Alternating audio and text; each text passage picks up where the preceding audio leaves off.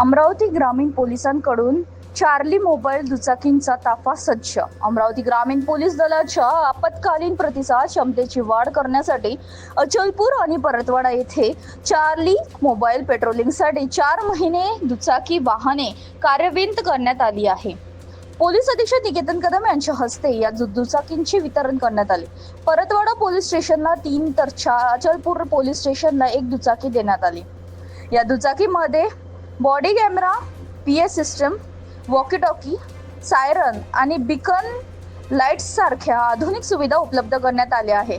त्यामुळे संवेदनशील भागात गस्त, महिलांच्या सुरक्षेसाठी तत्पर प्रतिसाद, संशयित हालचालीवर नियंत्रण आणि रात्रीच्या पेट्रोलिंग मध्ये अधिक परिणामकारक येणार आहे.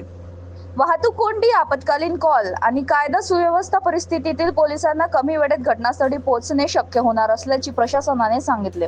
तसेच सार्वजनिक ठिकाणी पोलिसांचे दृश्यमान उपस्थित वाढवून नागरिकांमध्ये सुरक्षिततेची भावना निर्माण करण्यावर भर देण्यात आला.